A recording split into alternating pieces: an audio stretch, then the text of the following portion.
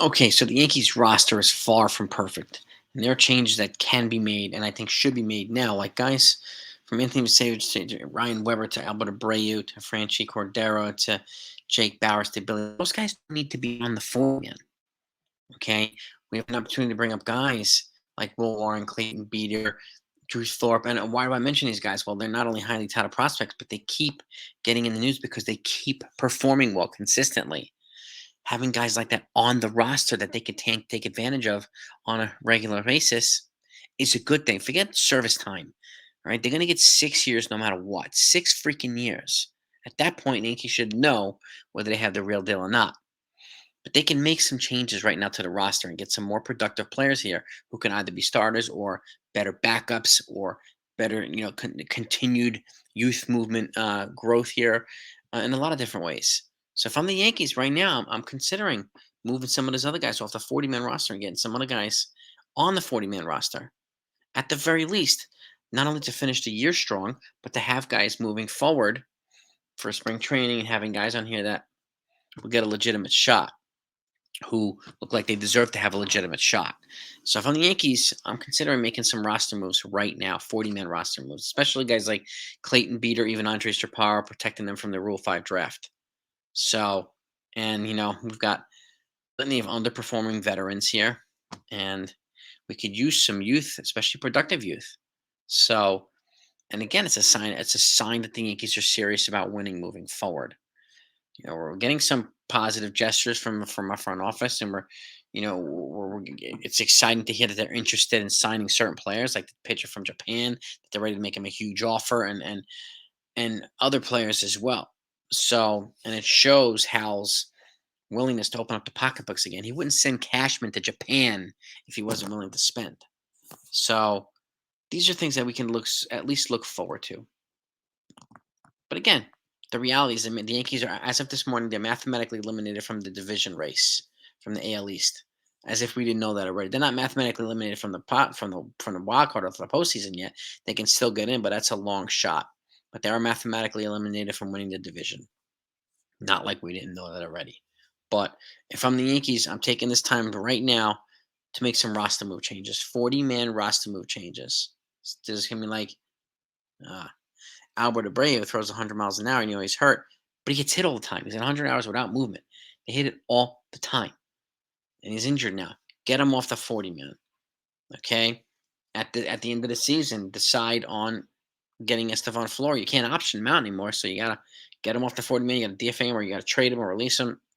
Figure it out after you give him a shot. Hopefully, for the rest of this year, he gets to play. But with guys like Jason Dominguez being out and stuff like that, we need to have the right guys on here. So that's why I'm glad that IKF is still on the roster. Hate on him all you want, but he's going to be covering positions reliably. He played out of position last year. It was a mess, but this year he's playing better. He's responding to Sean Casey, hitting better, and he seems to be a better fit. It looks like more himself here. So I'll take it. But we need to see some other guys. Some Andres Chaparro, some Will Warren, some Clayton Beaters, some Drew Thorpes, right? Maybe some Trey Sweeney's, maybe some Elijah Dunhams, like other guys, Ben Rice's, to go along with the other young kids who are already here. So roster moves I think, should be made right now. And if I'm the Yankees front office right now, I'm looking into doing that now, not later, now. Okay? Now, let's pivot over to non-Yankee content. I'm going to give you 5 free agent signings, which I think could be shocking signings or surprising signings this offseason. Guys like, man, I didn't think this. Why would that team sign him? I don't know. I don't know. So, and these are not my predictions. I'm going to get into my predictions too. Okay. So, anybody that's subscribed to the channel, you'll get all the predictions, you'll get all the stuff, and you'll get every free agent signing live time as they come in. Okay. And for those who are not subscribed, just hit the button and you'll get it all too. I'll take care of the rest for you. That's my word. So, but let's get into these. Okay, I'm gonna give you 5. Let me know what you think of these. Load up the comments. Okay, first one, Blake Snell going to the Texas Rangers. I could see that being a surprise signing. I think the West will be aggressive again. Remember, Jacob DeGrom is coming back from Tommy John. It's going to take a while. Max Scherzer is older. He might opt out. Like, you just don't know. I know they got John Gray. Jordan Montgomery's going to be a free agent. He's probably not going to come back there. So getting Blake Snell, 30-year-old guy to add to the starting rotation, a lefty, and I think, putting him in a lower pressure environment like Texas would ease his transition back to the American League, because I don't see him going back to San Diego. So I just don't. So Blake Snell, I think, would shake things up in Texas and the American League West. That's my first one. My second one, Matt Chapman at Los Angeles Angels of Anaheim. Yes, Anthony Rendon's there, but he's a waste of. I mean, they're basically saying he's legally robbing them of $245 million. Like, I mean, you've seen his contact, his conduct with his injuries and whatnot. Matt Chapman's not a diva. He's an elite glove he could probably put up 20, 25 home runs a year consistently. So give some decent production. And again, not be a dick at third base and give them what they need, so that if they do keep Mike Trout, they have somebody that's a credible complement to him. Because I don't think Shohei Ohtani's coming back.